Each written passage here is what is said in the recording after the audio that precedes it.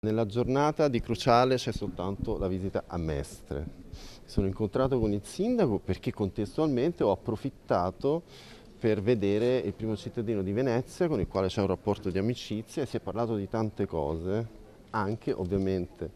della Fenice, perché è dovere del Ministro della Cultura ascoltare il territorio, a cominciare dal sindaco di Venezia. La giornata mestrina del ministro della cultura Alessandro Guidi doveva essere dedicata alla visita delle istituzioni culturali della città, ma in primo piano, incontro con Brugnaro compreso, non è potuto non esserci il caso Fenice, lo storico teatro d'opera veneziano stretto da un lato da un possibile sciopero che mette a rischio l'apertura della stagione lirica con l'Otello di Verdi il 20 novembre, dall'altro dall'acceso dibattito sul sostituto del soprintendente uscente Fortunato Ortombina. Credo siano due temi differenti, la governance della Fenice e le ragioni di uno sciopero ancora da verificare, diciamo così.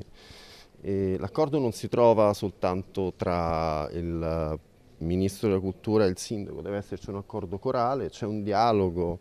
e sicuramente ci troveremo concordi a darvi buone notizie a breve. Giuli sarebbe perso orientato su Nicola Colabianchi, attualmente alla guida del Lirico di Cagliari, un'ipotesi che non ha acceso entusiasmi unanimi sia per il nome in sé che per la preferenza verso qualcuno più legato al territorio. Ma esistono tante persone che conoscono Venezia, la storia di Venezia, la storia di questo teatro che non necessariamente vengono da Venezia, ma ce ne sono anche tante invece legate al territorio. Quindi non mi estrarrete l'identikit di una persona che ancora non è stata identificata, perché ripeto, sono decisioni che si